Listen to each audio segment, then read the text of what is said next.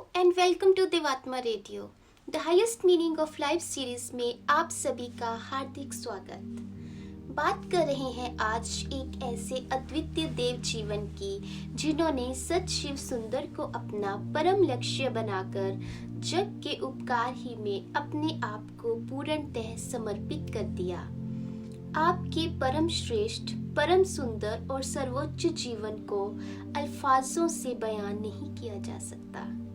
भाषा चाहे कितनी भी विकसित क्यों न हो जाए, शायद विश्व की सुंदरतम वस्तु को कभी भी लफ्जों में नहीं पिरोया जा सकता। शब्द किसी भी तरफ इशारा तो कर सकते हैं, परंतु उसकी गहराई और विशालता के शिखर को टच नहीं कर सकते।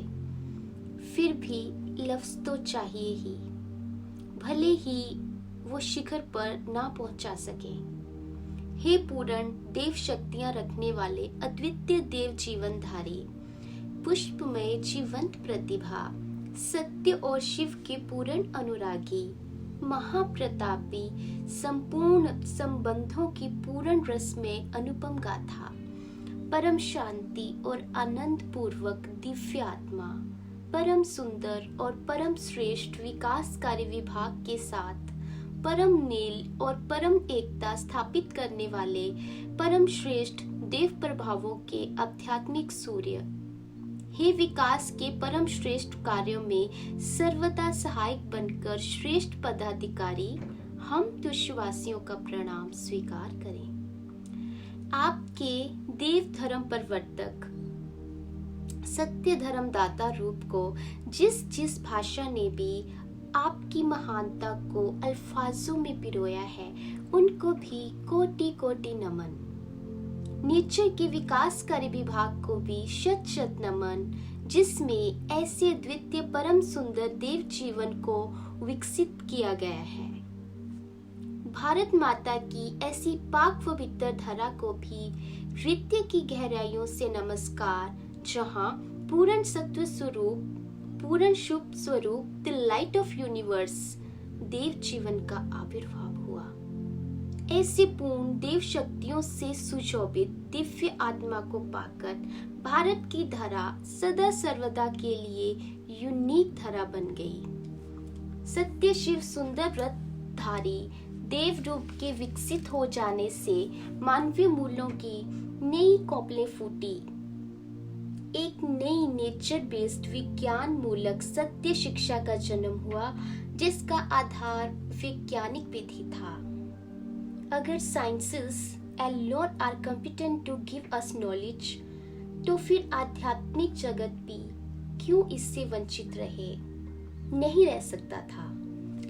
नेचर की विकासकारी शक्तियों ने जिन देव बोधों को विकसित करके महानतम, अद्भुत, दिव्य ज्योति और प्रकाश के द्वारा नेचर मूलक शिक्षाएं स्थापित की, वो सामान्य नहीं थी। Not everybody's cup of T. शायद वह समय से पहले ही इवॉल्व हो गई थी। मानव सभ्यता इतनी विकसित नहीं हुई थी कि ऐसी देववाणी को समझा जा सकता। जहाँ चारों ओर मिथ्या, अशुभ, असत्य का प्रगाढ़ बोलबाला था, वहाँ सत्य शिव सुंदर देव जीवन को क्यों कर समझा जा सकता? नहीं समझा जा सकता था। शायद पूर्ण रूपेण कभी नहीं समझा जा सकेगा। लेकिन शायद यही प्रकृति माँ को मंजूर था कि कोई देव जीवनधारी, सत्य शिव पूर्ण अनुरागी महान आत्मा असत्य और अशुभ के साथ जंग करके एक नया इतिहास रचें, जिससे देव राज्य स्थापित हो। देवात्मा ने सत्य शिव सुंदर का राज्य लाने के लिए अपने आप को पूर्णतः समर्पित कर दिया। आपने अपने आप को सत्य और शुभ की खातिर कतरा कतरा कुर्बान कर दिया। जीवन पथ की विपदा सहकर, महाकठिन संग्राम में पड़कर देवात्मा पल पल मृत्यु के निकट पहुंचते रहे। आपने असंख्य अजाबों, मुश्किलों के तूफान को अपने सर ले लिया। शायद देवात्मा की यह दर्दनाक कहानी मनुष्य को कभी समझ न आ सकेगी। इस दर्दनाक कहानी ने कई प्रश्नों को जन्म दिया। क्या ऐसे निर्दोष दिव्य जीवन के महाभयानक दुख और अजाब सहना यूं ही वृथा जाएगा? जो देव जीवन मानवता के उद्धार और मंगल हेतु एक एक इंच कुर्बान होता चला गया, जिसकी तुलना में घड़ी भर की फांसी की तकलीफ भी कोई मायने नहीं रखती। क्या यह सब पूर्ण दुख सहना और महादग्धकारी अग्नि में से गुजरना यूं ही निष्फल जाएगा? क्या नेचर में उसका दिव्य आविर्भाव यूं ही बेकार जाएगा? क्या उसका दिव्य मिशन कभी किसी पर ना खुलेगा? क्या दुनिया उससे सदा ही अपना मुंह मोड़े रखेगी और उससे केवल नफरत की ही दृष्टि से देखेगी? क्या देवात्मा ने सुनसान और तन्हाई के समय में जो आंसू बहाए हैं वो वृथा जाएंगे? क्या देवत का देव बीज जो उसने बोया है वह मिट जाएगा? क्या देव जीवन के दुखिया दिल पर तसल्ली का मरहम लगाने वाले और जन पैदा न होंगे? क्या इस पिशाचित और सर्वार्थ की दुनिया में उसका कोई सच्चा प्रेमक पैदा न होगा? क्या जिस महापवित्र और परम श्रेष्ठ मिशन के लिए वह फना हुआ है उसके लिए सैकड़ों जन खड़े न होंगे? क्या जिस देवत के अमृतप्रद जीवन और उसके स्वर्गीय फलों को पैदा करने हेतु देवात्मा ने अपने आप को भेंट किया है, क्या उसको देखने के लिए कभी कोई आंख पैदा न होगी? क्या देवात्मा का मिशन नेचर के अटल नियमानुसार नहीं? ऐसे दिव्य प्रश्नों की परिपाटी बहुत लंबी है, शायद कभी भी खत्म ना हो। लेकिन अफसोस और महा अफसोस कि मानव सभ्यता इतनी विकसित नहीं हुई कि उपरोक्त प्रश्नों का पूर्ण दर्द जान सके। समाज ने उनको रंजोगम, शिकन और रुसवाइयों के सिवा कुछ ना दिया।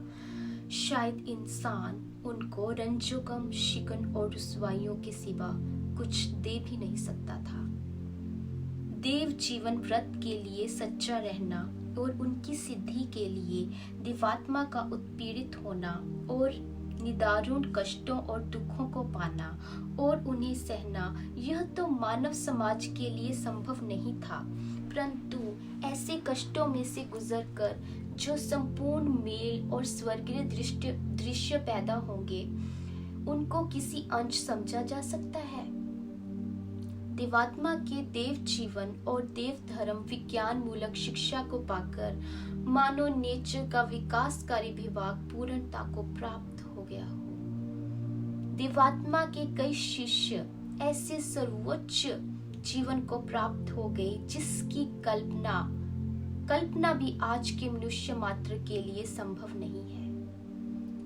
देवात्मा के जीवन व्रत को पूर्ण होते देखकर क्या मनुष्य जगत और क्या पशु जगत, क्या वनस्पति जगत और क्या भौतिक जगत, सभी को एक नया आधार मिल गया। आपके आविर्भाव से सदियों से उठ रहे प्रश्न Why are we here? इसका नेचर बेस्ड और विज्ञान मूलक विकासकारी उत्तर मिल गया।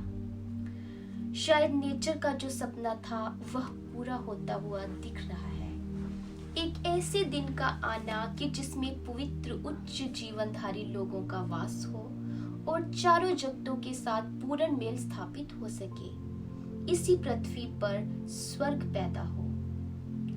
इस धरती पर एक ऐसी दिव्य सभ्यता का विकास हो जहां पूर्ण पापों और बुराइयों का नाश हो और सत्य शिव सुंदर का पूर्ण बोलबाला हो।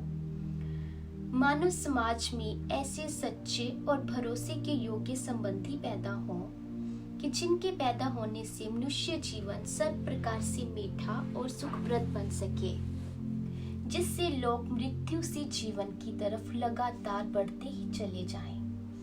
मानव समाज में नेचर के प्रत्येक अस्तित्व के प्रति सम्मान, शुक्रगुजारी, करुणा व हानि पर शोध के भावों का विकास होने से एक नए युग का आरंभ हो सके। ऐसे दिन को लाने के लिए ही दिव्यात्मा का अद्वितीय आविर्भाव हुआ है, जहां एक ओर सभी प्रकार के शोषण से मुक्ति और दूसरी तरफ पूर्ण मेल स्थापित करने वाले मानवीय मूल्यों का लगातार विकास।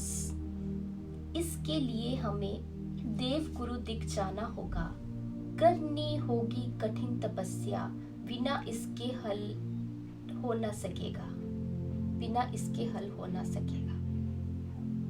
चलिए अब एक सुंदर से शब्द का श्रवण करते हैं। जीवन लाभ की आस से भर कर, श्रद्धा और विश्वास से भर कर, जीवन लाभ की आस से भर कर, श्रद्धा और विश्वास से भर कर, आगे कदम बढ़ाना होगा, आगे कदम बढ़ाना होगा, देव गुरु दिग जाना होगा, देव गुरु दिग जाना होगा।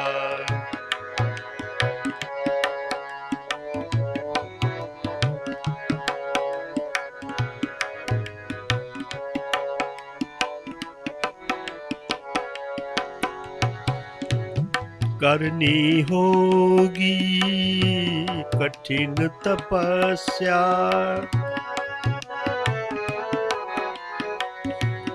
करनी होगी कठिन तपस्या, बिना इसके हल हो न समस्या, करनी होगी कठिन तपस्या, बिना इसके हल हो न समस्या, अपना आप मिटाना होगा, अपना आप मिटाना होगा, देव गुरु दिग जाना होगा।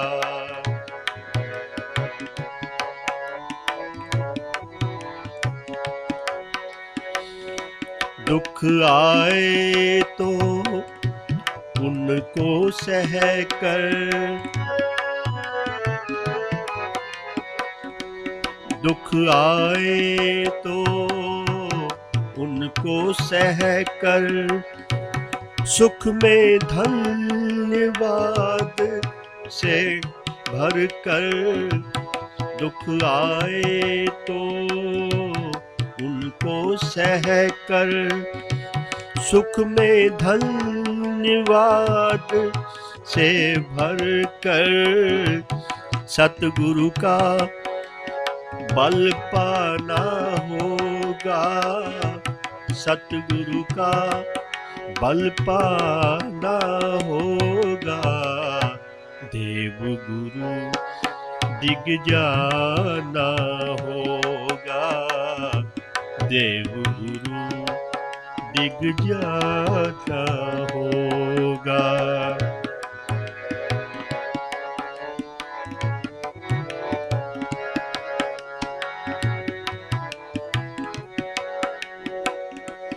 जीवन पथ की विपदे सह कर,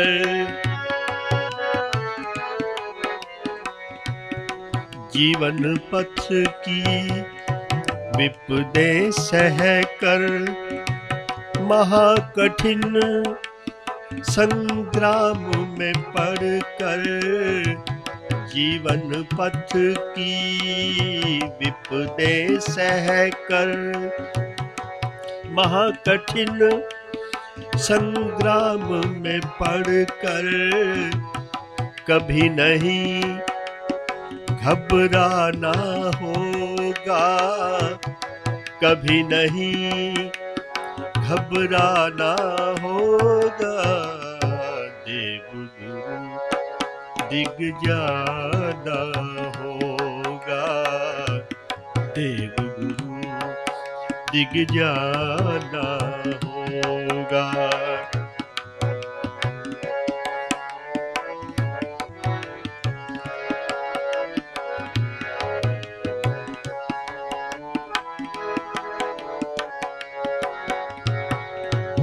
टूटे कभी ना जीवन आशा, टूटे कभी ना जीवन आशा, कभी ना आकर घेरे निराशा। टूटे कभी ना जीवन आशा, कभी न आकर घेरे निराशा। ऐसा हृदय बनाना होगा, ऐसा हृदय बनाना होगा, देव गुरु दिग जाना होगा, देव गुरु दिग जाना होगा।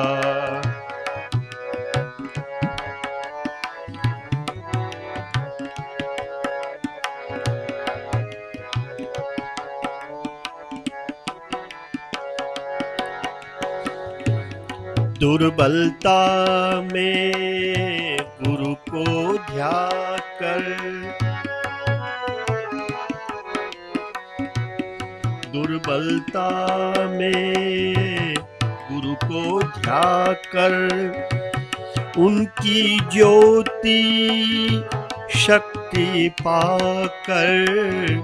दुर्बलता में गुरु को ध्यान कर, उनकी ज्योति शक्ति पाकर, उनका ही गुण गाना होगा, उनका ही गुण गाना होगा, देव गुरु दिग जाना होगा, देव गुरु दिग जाना होगा।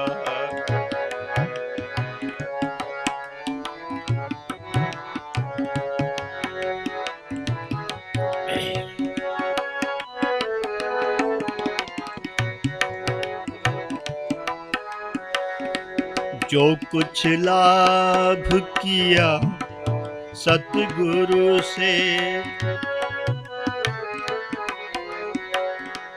जो कुछ लाभ किया सतगुरु से, जीवन पाया उनके दर से।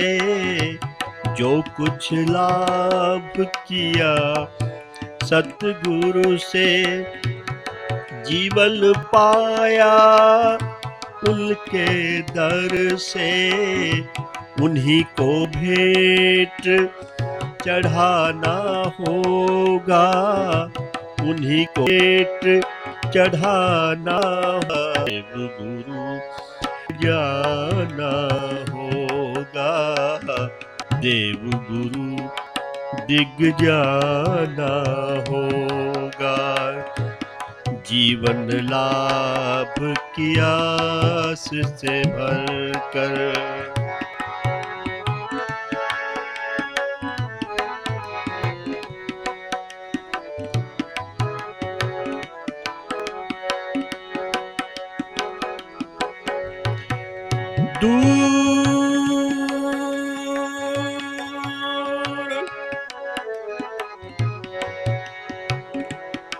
दूर न होना कभी गुरु से,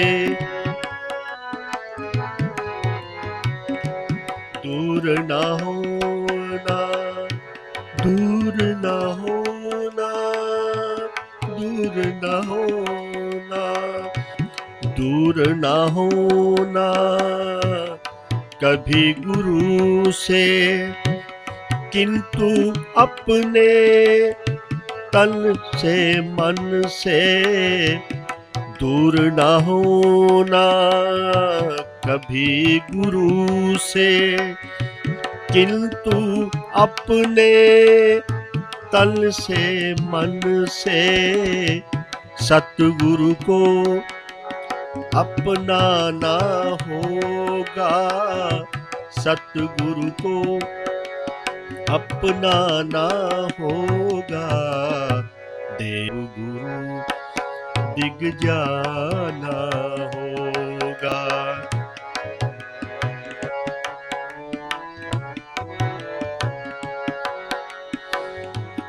ऐ दिल गुरु को भूल न जाना,